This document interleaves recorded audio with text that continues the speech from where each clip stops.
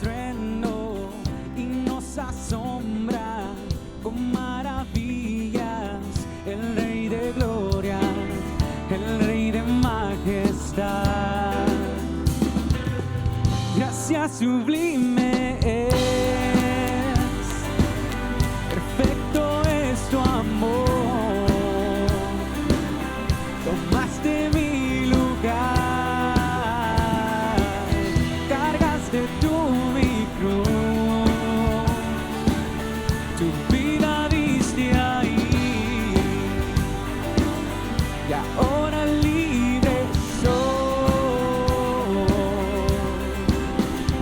Oh, Jesús, te adoro por lo que hiciste en mí.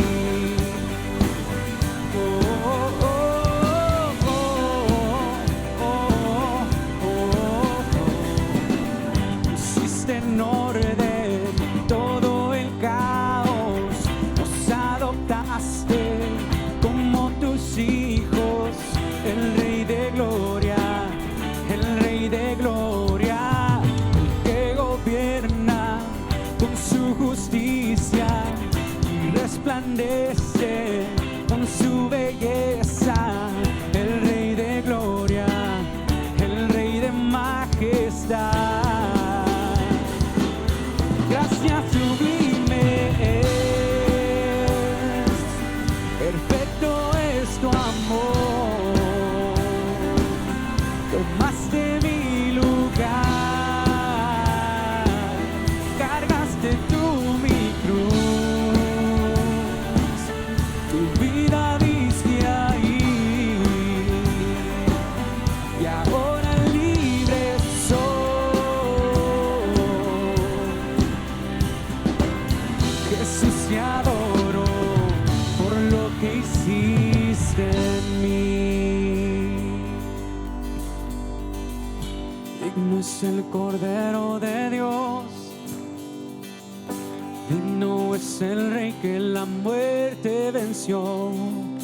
Digno es el Cordero de Dios, digno es el Rey que la muerte venció.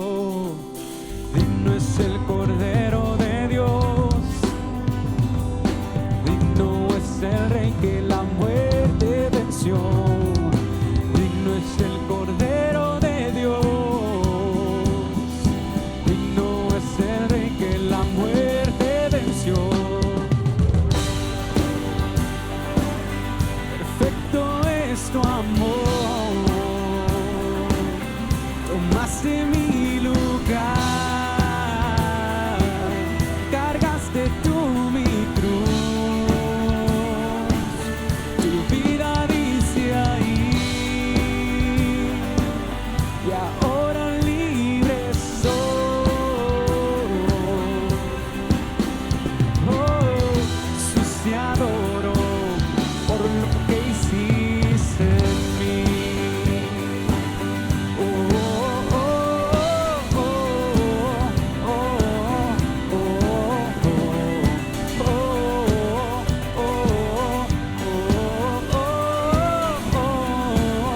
oh, por lo que hiciste en mí.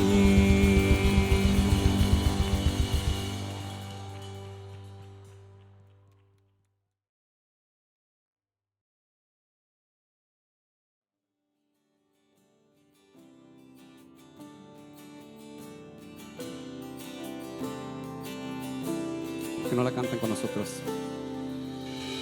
Aún siendo así, pobre pecador, Dios me ama.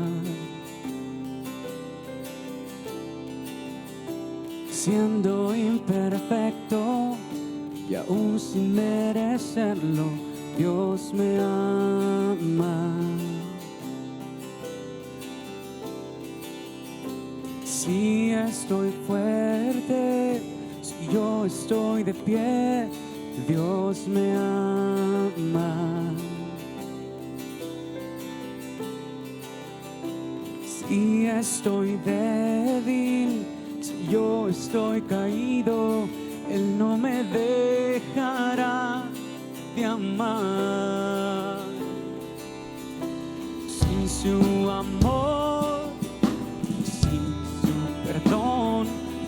¿qué sería de mí? Dios me amó tanto que entregó a su Hijo para morir en mi lugar. Dios me ama y su amor es tan grande, incondicional. Dios me ama y siempre está con sus brazos abiertos a mí.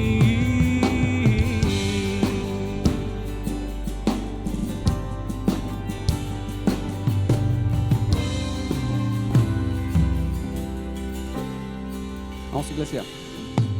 Aún siendo así, pobre pecador, Dios me ama. Siendo imperfecto y aún sin merecerlo, Dios me ama. Si estoy fuerte, si yo estoy de pie, Dios me ama. Si estoy débil, si yo estoy caído, Él no me dejará de amar.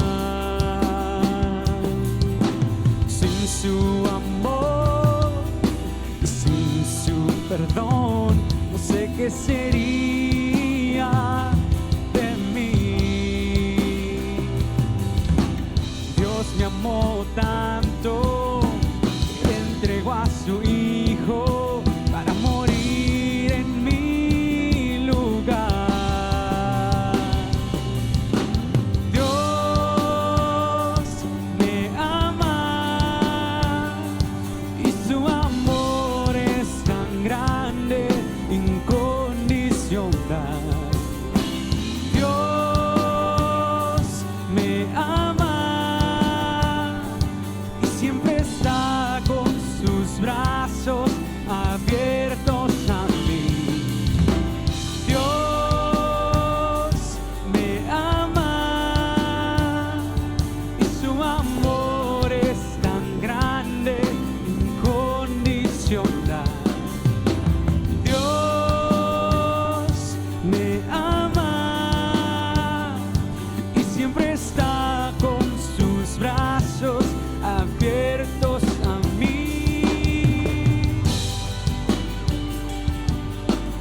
¿Cuántos le dan gracias a Dios por ese amor tan incondicional que nos ha dado? Si es así, ¿por qué no le cantas con todo tu corazón? Dios me amó tanto que entregó a su Hijo para morir en mi lugar.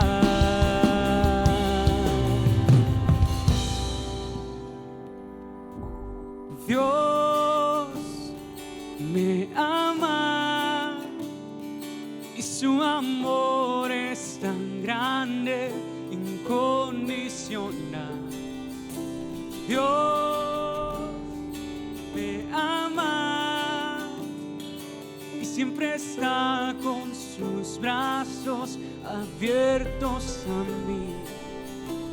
Dios me ama y su amor es tan grande, incondicional.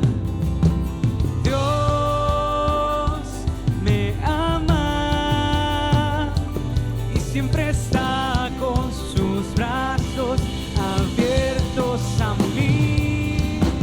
Dios me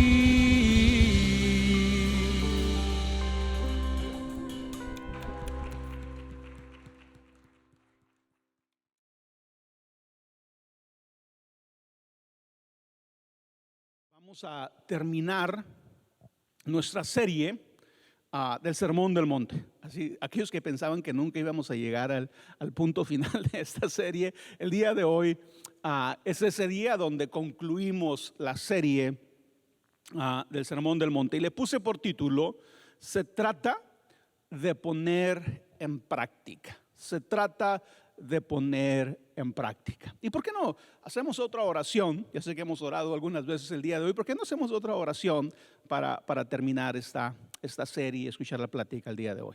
Padre, te damos gracias por tu palabra que ha llegado a nosotros, Señor, a través del tiempo, a través de personas, Señor, que guardaron estas escrituras, Señor, que las protegieron y que ahora, Señor, nosotros podemos leerlas en nuestra Biblia, podemos aprender de ellos, podemos escuchar tus palabras, leer tus palabras. Te damos muchas gracias, Señor, por la bendición que tenemos. Ayúdanos, Señor, a valorar tu palabra y, como vamos a ver el día de hoy, Señor, ayúdanos a ponerla en práctica.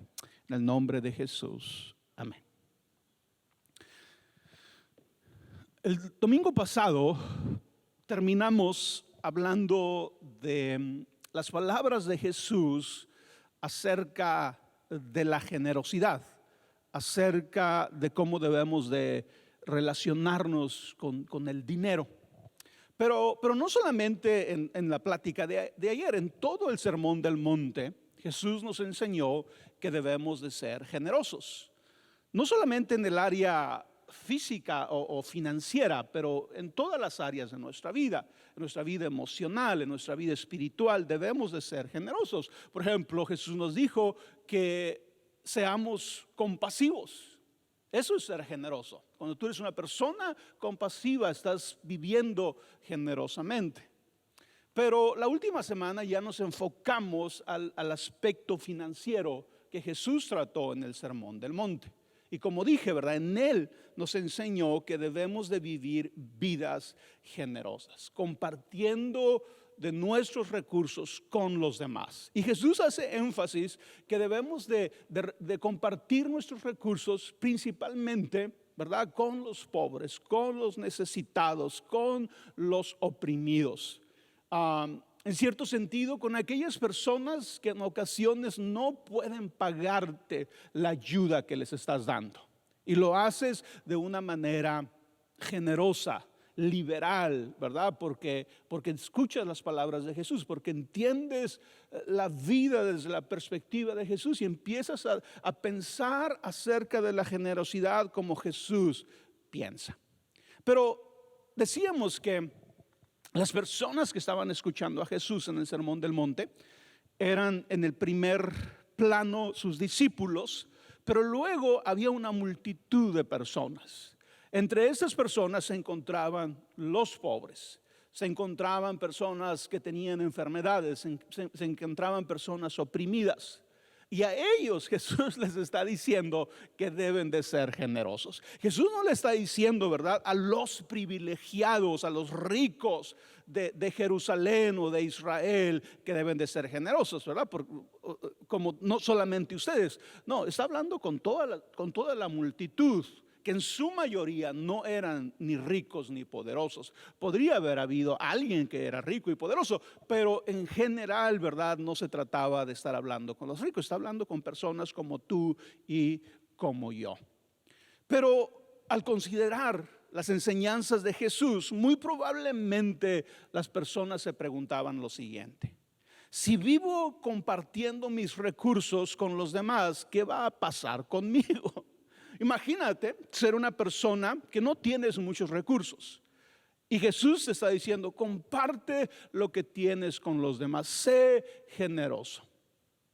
De verdad, no es algo, ¿cómo se puede decir?, extraordinario el que estas personas se hicieran esta pregunta. Si vivo compartiendo lo que tengo, especialmente si tengo poco, si vivo compartiéndolo con los demás, ¿qué va a pasar conmigo? ¿Qué voy a comer? ¿Qué voy a vestir? ¿Qué va a comer mi familia? ¿Qué va a vestir mi familia si Jesús me está pidiendo que viva compartiendo lo que tengo? Podemos decir, ¿verdad?, que desde esta perspectiva, esta preocupación es válida. Tenían razón al tener tal vez esa pregunta en su mente, en su corazón. ¿Y por qué digo que tenían esta pregunta en su mente y su corazón? No porque nos lo dice el pasaje, sino por lo que Jesús va a decir. Y acuérdate que Jesús tenía esta sensibilidad de entender lo que la gente estaba pensando. En cierto sentido, ¿verdad?, de percibir lo que había en el corazón y en la mente de las personas. ¿Sí? Así que Jesús cuando habla de cierta manera porque Él está entendiendo, Él sabe, Él reconoce lo que sus oyentes están sintiendo o pensando. ¿Sí? Y Jesús, en relación a esto, les dice: por eso les digo, no se preocupen por su vida, qué comerán o beberán, ni por lo que vestirán. ¿No es la vida más que la comida y el cuerpo más que la ropa? Si te fijas cómo inicia este pasaje, dice: por eso les digo. En otras palabras, Jesús está diciendo, como consecuencia de lo que les he enseñado, no se preocupen. No estén ansiosos, no estén perturbados, no estén angustiados por su vida, por qué comerán o por qué beberán, ni por qué vestirán. Entonces Jesús está haciendo esta conexión, está diciendo la razón porque te puedo decir de una manera tan directa, y a lo mejor alguien podría juzgar que es una manera un poco insensible, ¿verdad?, porque está hablando con los pobres. Por la razón por la que Jesús puede decir no te preocupes, a pesar de las circunstancias en las que te encuentras, a pesar de que no eres una persona rica y te estoy diciendo que vivas compartiendo lo que tienes, la razón por la que te puedo decir no te preocupes es por lo que ya te enseñé. Y luego surge la pregunta: ¿y qué les había enseñado? ¿Qué es lo que hemos visto todas estas semanas? ¿Qué es lo que Jesús les enseñó? Déjame decir algunas cosas. Número uno, Jesús había enseñado que si eres generoso con la actitud y motivación correcta, Dios te dará tu recompensa. Entonces Jesús puede decir: no te preocupes. Cuando te animo a compartir tus recursos y tienes miedo que va a pasar contigo porque no eres rico, no te preocupes. Acuérdate que te enseñé que si eres generoso con la actitud y la motivación correcta, Dios te va a recompensar. Y podríamos pensar en lo que decía ahorita en la ofrenda, ¿verdad? El que le da al pobre le presta a Dios. En otras palabras, Dios te va a recompensar, Dios va a bendecirte si lo haces de esta manera. Otra cosa que había enseñado Jesús es que si somos generosos, toda nuestra vida está llena de luz. Todo lo que somos y todo lo que hacemos está lleno de luz. También Jesús había enseñado que al ser generosos acumulamos tesoros en el cielo. Por eso Jesús dice: no te preocupes, no necesitas preocuparte. Y como solución a la preocupación de las personas, a nuestra preocupación, Jesús nos da dos ejemplos del cuidado de Dios. Él dijo: fíjense en las aves, no siembran ni cosechan, ni almacenan en graneros, sin embargo, el Padre las alimenta. Observen los lirios del campo, no trabajan ni hilan, sin embargo, les digo que ni siquiera Salomón, con todo su esplendor, se vestía como uno de ellos. ¿No hará mucho más por ustedes, gente de poca fe? Jesús está diciendo: no te preocupes. No te preocupes. Si te estoy diciendo que seas generoso, no te preocupes qué va a pasar contigo cuando seas generoso. Porque Dios te va a recompensar. Porque Dios está observando tu generosidad. Porque Dios va a tener cuidado de ti. Y luego nos pone el ejemplo, ¿verdad?, de los pájaros y de las flores.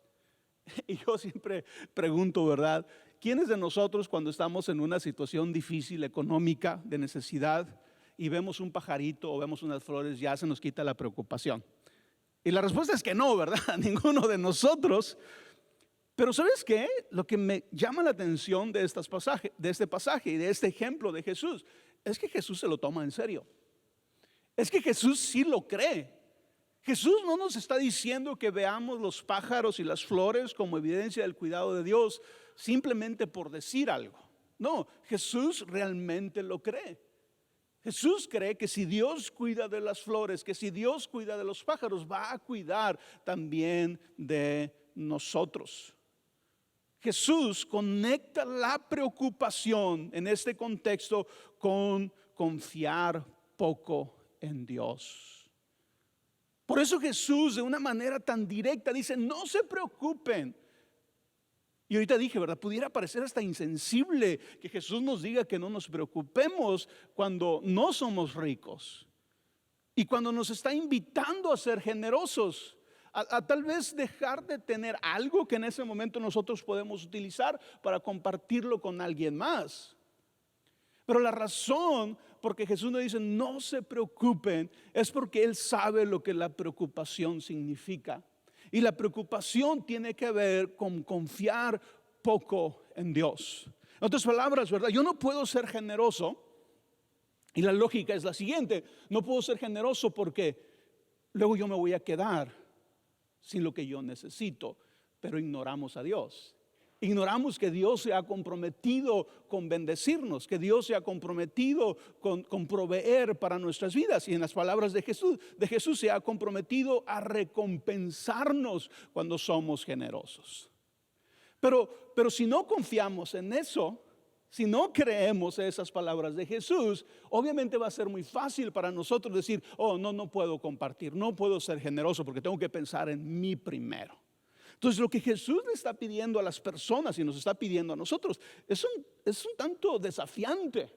Es que dejes de pensar un poco en ti, seas generoso con los demás, confiando en que Dios te va a recompensar, confiando en que Dios tiene cuidado de ti, confiando en que Dios va a abrir puertas para ti. Y ese es el reto de la fe que tú y yo enfrentamos, ¿verdad? Cuando tenemos que ser generosos. Dijo Jesús, ¿verdad? ¿No hará mucho más por ustedes, gente de poca fe?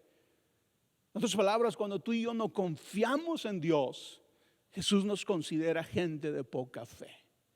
Cuando tú y yo no podamos dar ese paso de confiar completamente en el cuidado de Dios, aún al extremo de decir, si Dios cuida de los pájaros, si Dios cuida de las flores, cuidará también de mí.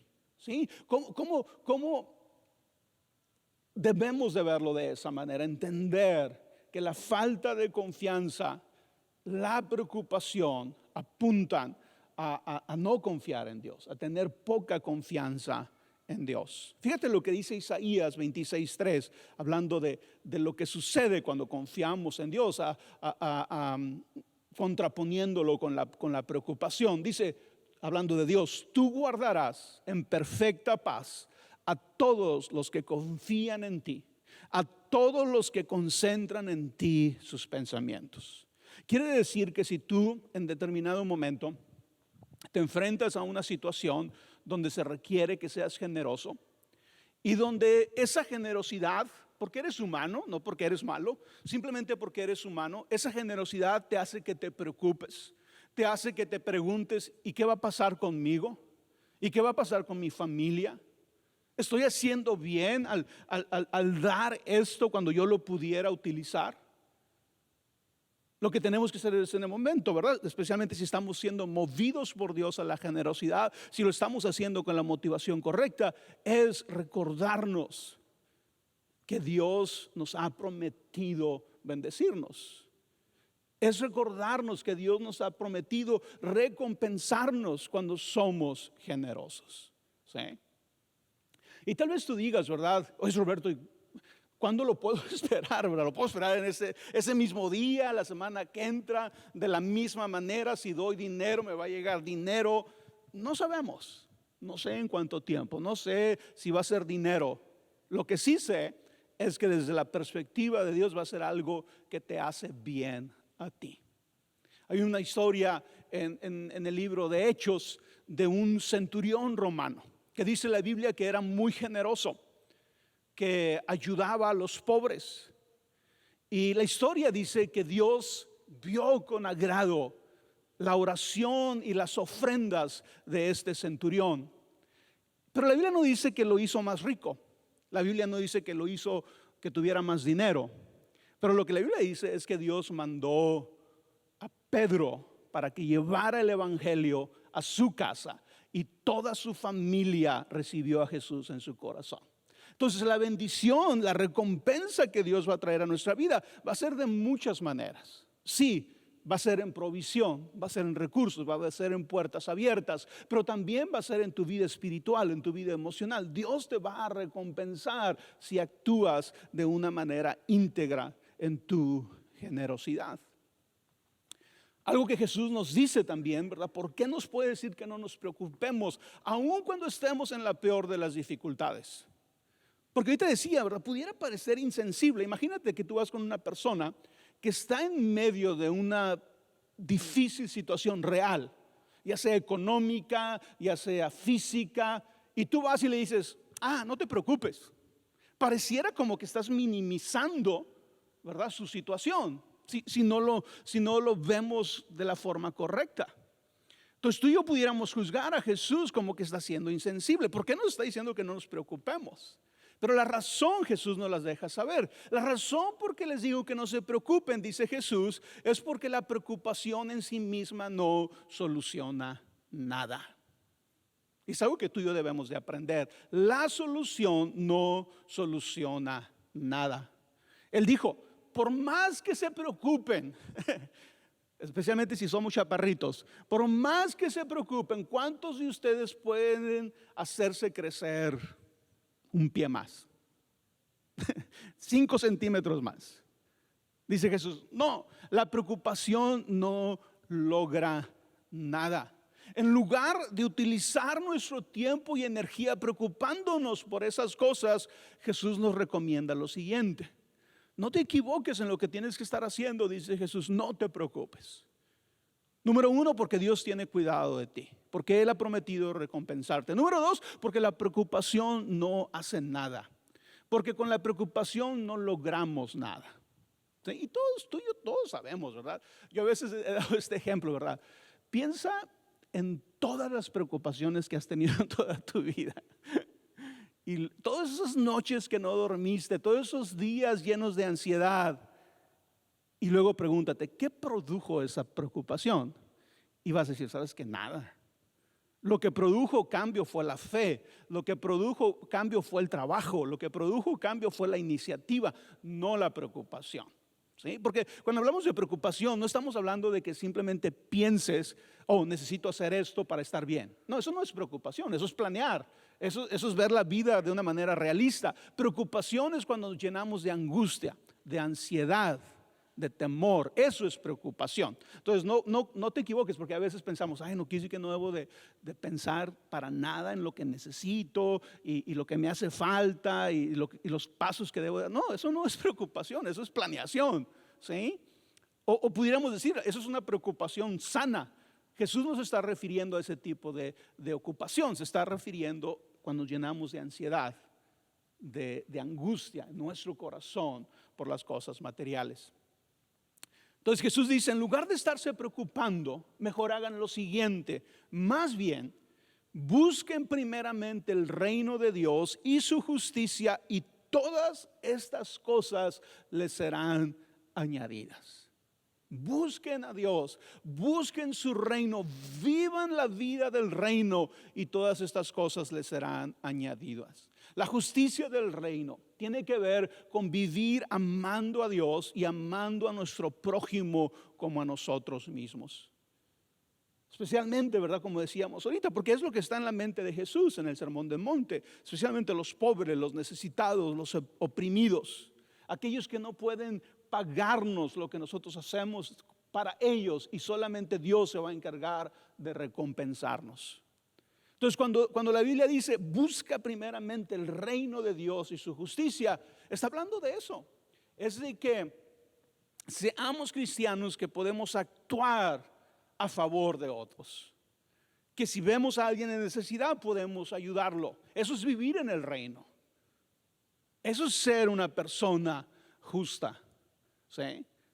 Y es a lo que se está refiriendo Jesús. Hay un consejo que se da cuando se habla de los cristianos y cómo deberíamos los cristianos pensar acerca de los recursos, del dinero, de las finanzas. Y este es un consejo que tiene varios siglos. Y esta persona dijo, hablando de las finanzas, dice: gana todo lo que puedas. Esa debe ser nuestra actitud. Quiere decir que debemos ser trabajadores, emprendedores, ¿verdad? Tener iniciativa, tener creatividad. Gana todo lo que puedas. Ahorra todo lo que puedas y da todo lo que puedas. Otra vez, gana todo lo que puedas, ahorra todo lo que puedas y da todo lo que puedas. Esa debería ser una manera en que tú y yo como cristianos vemos el área financiera. Ahora tú te preguntarás: oye, Roberto, pero ¿cómo puedo ahorrar todo lo que puedo y dar todo lo que puedo al mismo tiempo? ¿Verdad? Porque imagínate, tú haces un negocio o te pagan y tú dices: ok, voy a ahorrar todo lo que puedo. Pues a lo mejor decides ahorrar todo, ¿no? Pero luego el siguiente consejo es: da todo lo que puedes. Y es interesante saber porque este es un consejo de hace ya algún tiempo. Es bueno saber lo que estaba en la mente del que lo dio. Y lo que estaba en la mente de él cuando habla de ahorrar todo lo que puedas, no está tanto hablando de lo que pones en tu cuenta de banco. Está hablando de no gastar en lo que no necesitamos. ¿Sí? Entonces, una manera en la que tú ahorras es cuando no usas mal tu dinero. Cuando no gastas tu dinero en cosas que no tienen sentido. Porque va a ser muy triste en nuestra vida si al final de todo nos demos cuenta que nunca pudimos ser generosos porque gastábamos nuestro dinero en cosas que no valían la pena. Imagínate que al final de nuestra vida, cuando todo va a ser claro, cuando vamos a ver las cosas en su debido lugar, que tú te des cuenta: sabes que nunca fui generoso porque gastaba mi dinero en cosas sin sentido. Entonces lo que esta persona está diciendo: gana todo lo que puedas, ahorra todo lo que puedas. En otras palabras, no gastes tu dinero de una manera sin sentido, lo cual te va a permitir ser generoso. ¿Sí? Y otra vez, ¿verdad? Cuando yo hablo de ser generoso, me gusta enfatizar: no estoy hablando de solo ser generoso en la iglesia, que seas generoso en tu vida, con tu familia, como decíamos ahorita, ¿verdad? Con tus padres, con tus hijos, en tu matrimonio, con el necesitado. Sí, en la iglesia. Y ahorita que hablaba de la ofrenda, ahorita que hacíamos la oración, tal vez tú te preguntes: Roberto, es bueno orar por la situación de Ucrania, pero también si puedes ayudar, ayuda. Si puedes ayudar financieramente, ayuda. Hay lugares serios donde tú puedes dar de tu ayuda que llegue a los refugiados que están siendo afectados por esta guerra. Pero bueno, vamos a seguir con la plática. Jesús continuó diciendo: no juzguen a nadie, para que nadie los juzgue a ustedes, porque tal como juzguen se les juzgará, y con la medida que midan a otros se les medirá a ustedes. ¿Por qué Jesús empieza a hablar de no juzgar? Especialmente cuando lees el Sermón del Monte y ves de lo que está hablando. Acaba de hablarnos, ¿verdad?, de ser generosos, de confiar en Dios, de reconocer que Dios cuida de nosotros, y luego dice: no juzgues a nadie. Al considerar seriamente las palabras acerca de la generosidad que Jesús les estaba enseñando, vamos a suponer que tú dices: ok, sí, Jesús, sí te creo. Ok, Jesús, sí entiendo el concepto de la generosidad. Ok, sí estoy dispuesto a ser generoso. Hay una pregunta muy práctica que sigue después de que tú decides ser generoso, y es: ¿cómo decido a quién ayudar? ¿Con quién soy generoso? Si ya decidí ser generoso, ¿con quién soy generoso? Y aquí es donde Jesús, ¿verdad? Y tenemos que conectar el pasaje. Jesús dice: no juzgues a nadie. Pero lo tenemos que ver en el contexto. Está hablando de ser generosos, está hablando de poder ayudar a los demás. El peligro que nos presenta esta válida consideración es entrar en juicios con respecto a las personas que necesitan nuestra ayuda, basados en prejuicios o discriminación que nos impidan hacer el bien. ¿Alguna vez te ha pasado que te das cuenta de que hay una necesidad o alguien se acerca a pedir tu ayuda, pero tú lo juzgas? Y juzgas que no es digno de recibir tu ayuda y que no lo debes de hacer. Y no tanto porque los conoces bien. Y ahorita hablaremos de aquellos que conoces. Pero no tanto porque los conozcas bien. Puede ser alguien en la calle que se te acerca, ¿verdad? Y lo ves y todos tus prejuicios y toda bueno, no sé si discriminación, pero sí todos nuestros prejuicios, ¿verdad? Surgen y los juzgamos y decimos, no, tú no te mereces que yo te ayude, así que no tengo nada que darte, vete. Jesús está diciendo, si vas a ser generoso, vas a tener que dejar de juzgar a las personas. Porque el estar juzgando a las personas nos impide ser generosos. Especialmente nuestros prejuicios nos impiden ser generosos. Especialmente cuando las personas que necesitan nuestra ayuda tienen fallas visibles. ¿Sí? ¿Te ha tocado que alguien en la calle, un homeless, una persona que obviamente tiene problemas de alcohol, de drogas, se te acerca y te pide ayuda? Sus fallas son obvias, ahí están delante de nosotros para que las veamos. ¿Y qué hacemos? Los juzgamos y decimos, no te puedo ayudar. ¿Por qué? Porque eres un alcohólico. ¿Por qué? Porque eres un drogadicto. No sé qué habrás hecho para estar en esta situación en la que te encuentras. No te puedo ayudar. Y Jesús dice, no juzgues, porque la manera en que juzgas a los demás se te va a juzgar a ti. Jesús está diciendo, y nos va a decir a continuación, las fallas de los demás no deben de impedir que les ayudes.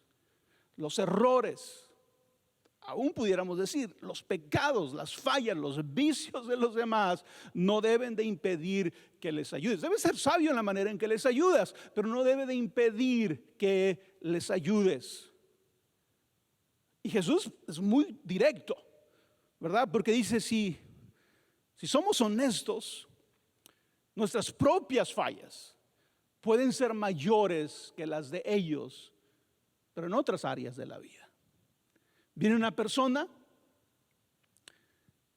que está en situación de calle, tiene fallas, y tú, no te puedo ayudar porque tienes fallas, porque has cometido errores en tu vida, porque no te mereces mi ayuda. Pero no estamos conscientes que nosotros también tenemos fallas. Tal vez no en las áreas que él tiene fallas. Tal vez no en los mismos aspectos y en las mismas situaciones que él ha fallado. Pero nosotros también tenemos fallas. A lo siguiente fue a lo que Jesús dijo. ¿Por qué te fijas en la astilla que tiene tu hermano en el ojo y no le das importancia a la viga que está en el tuyo? Todos los comentaristas dicen que Jesús era un poco cómico. Tal vez a nosotros no nos dé mucha risa, a mí ya me da risa porque ya entiendo, pero imagínate estar escuchando a Jesús, ¿verdad? Nos está hablando muy serio y de repente salir con este ejemplo. Imaginarte tú a una persona con una viga en el ojo, ¿verdad? Es un poco chistoso. ¿Por qué te fijas en la astilla que tiene tu hermano en el ojo y no le das importancia a la viga que está en el tuyo? ¿Cómo puedes decirle a tu hermano, déjame sacarte la astilla del ojo, cuando ahí tienes una viga en el tuyo? Hipócrita, saca primero la viga de tu propio ojo y entonces verás con claridad para sacar la astilla del ojo de tu hermano. Jesús en este pasaje está confrontando nuestra falsa justicia. El creernos más buenos, el creernos superiores, el creernos mejores a los demás, ignorando o justificando nuestras fallas.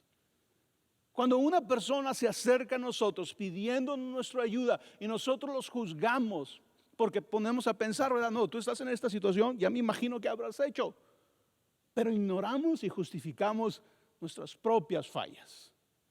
Como dije ahorita, tal vez no en el misma área que ellos, pero tenemos nuestras propias fallas.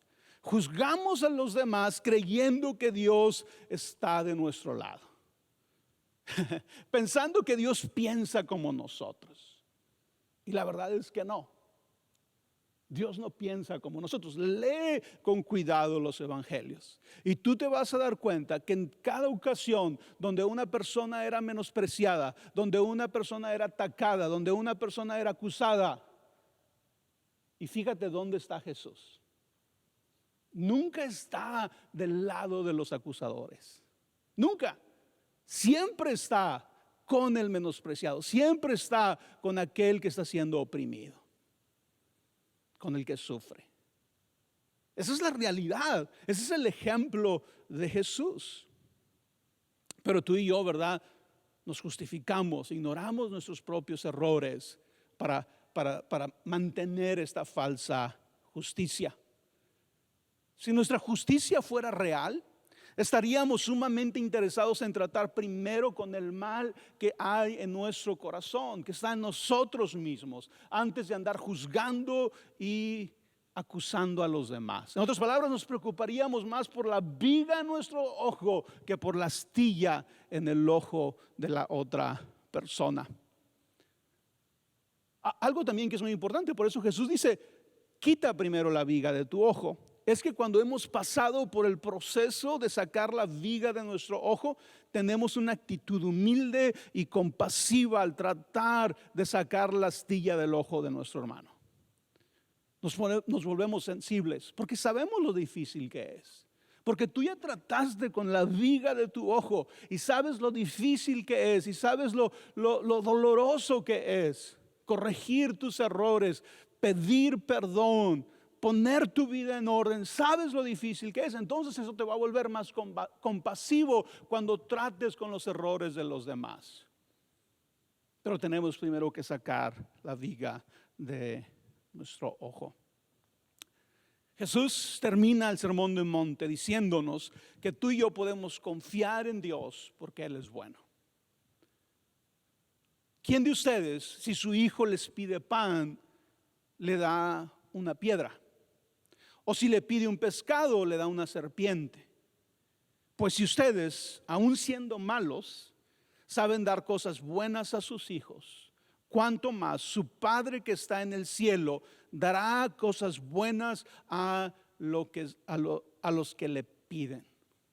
Y luego me llama la atención cómo Jesús termina ese pensamiento. Jesús dice, así que en todo traten ustedes a los demás tal y como quieran que ellos los traten a ustedes. De hecho, esto es la ley y los profetas. Pablo diría, ¿verdad? ¿En qué se resume la ley? En amar a tu prójimo como a ti mismo. Pero Jesús, me llama la atención, ¿verdad? Porque Jesús nos dice, Dios es bueno, puedes confiar en Él. Dios sabe dar cosas buenas a sus hijos. Si ustedes siendo malos dan buenas cosas a sus hijos, ahora imagínate Dios que es bueno. Pero luego termina con estas palabras que parecen fuera de contexto, ¿verdad? ¿Por qué termina con esto? ¿Por qué nos dice que tratemos a los demás como esperamos que nos traten a nosotros? Y esto me lleva a lo siguiente a mí. Y es que la manera más efectiva en la que le pedimos a Dios lo que necesitamos es haciendo por los demás lo que queremos que se haga con nosotros. ¿Sabe? Tal vez tú lees el pasaje anterior donde Jesús dice, pide y se te va a dar, toca y se te va a abrir. Y a lo mejor dices, Roberto, pues este versículo no funciona, porque tengo mucho tiempo pidiéndole a Dios por esto o pidiéndole a Dios por aquello y no me lo da y no me contesta. A lo mejor has estado pidiendo mal, de acuerdo a este pasaje.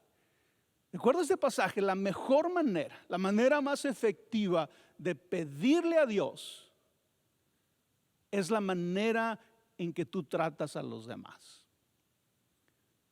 Cuando tú haces por los demás lo que esperas o lo que quieres que se haga contigo. ¿Sí? ¿Quieres que Dios sea compasivo contigo? Tú eres compasivo con los demás. ¿Quieres que Dios sea generoso contigo? Tú eres generoso con los demás. ¿Quieres que Dios te bendiga a ti? Tú bendices a los demás. Cuando estaba pensando en eso me hizo que me recordara de aquel pasaje que es, el orden no es este, pero creo que el principio ahí está. Es este pasaje de este hombre, ¿verdad? Que tenía una deuda millonaria con el rey. Y va con el rey y le suplica que le perdone esa deuda. Y el rey decide perdonarlo. Y le debía millones de dólares. Pero saliendo, inmediatamente de salir de la presencia del rey, se encuentra con una persona que le debía unos cuantos dólares. Y se los cobra. Cuando el rey le había perdonado millones de dólares. Y le cobra unos cuantos dólares. Y la persona le dice, es que no tengo con qué pagártelo. Y dice la Biblia, dijo Jesús, que este hombre manda a esa persona que le debía unos cuantos dólares a la cárcel hasta que le pagara. Cuando el rey se da cuenta de lo que este hombre había hecho, ¿verdad? Lo llama a cuentas y le dice, yo te había perdonado todo. ¿Por qué no pudiste extender esa misma gracia a esta persona que te debía tampoco a ti?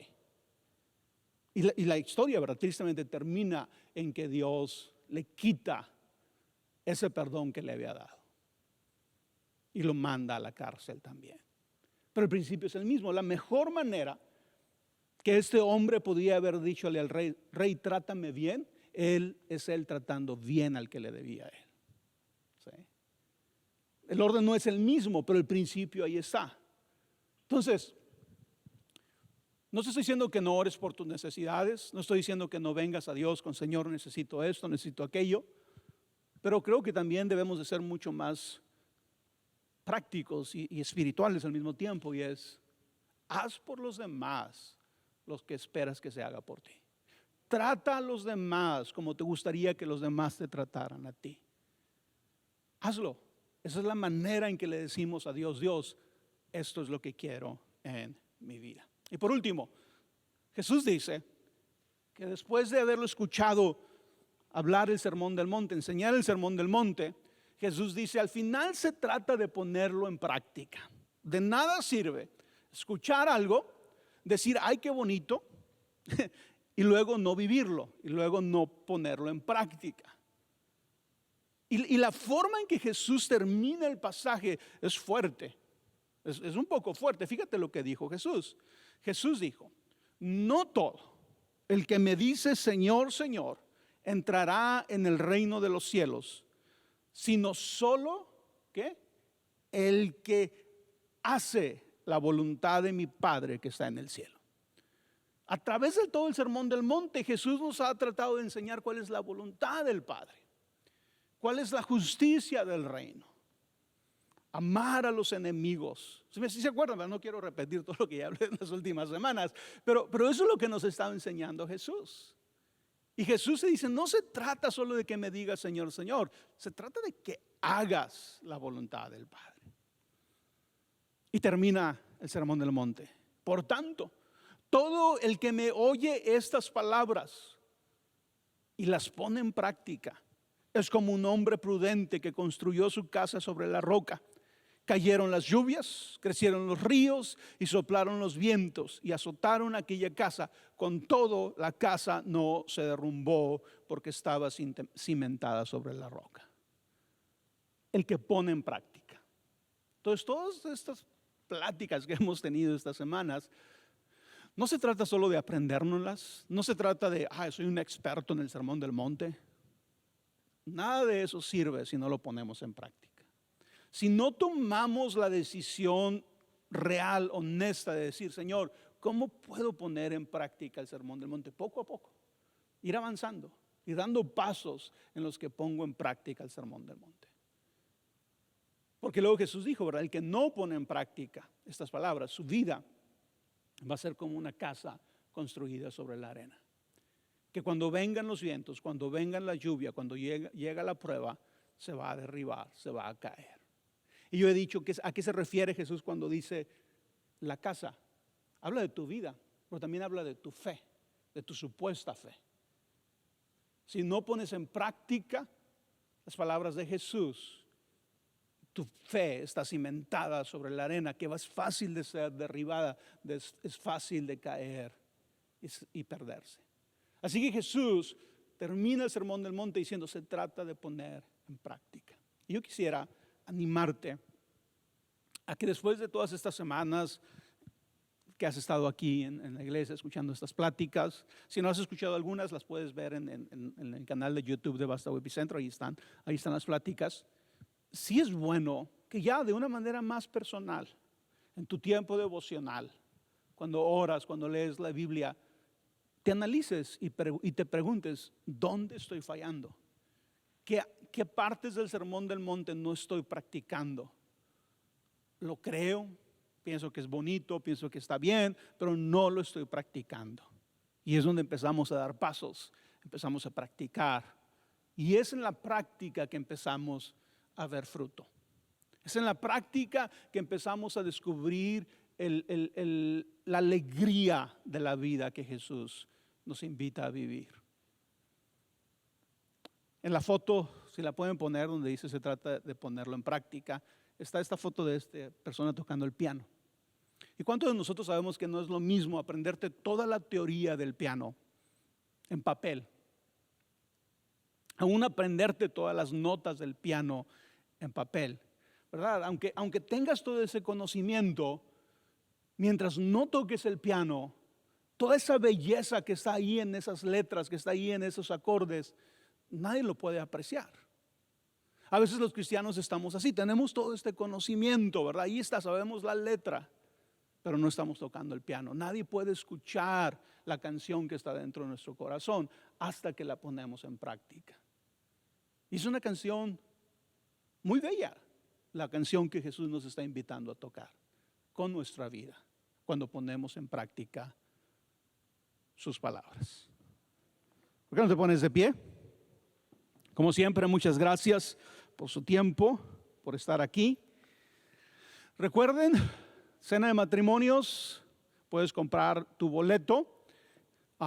Como dije, ¿verdad? Este boleto incluye la cena, pero incluye regalos que vamos a tener esa noche, premios, música, un buen tiempo. Así que estén aquí, no se pierdan la oportunidad de estar aquí en nuestra cena de matrimonios.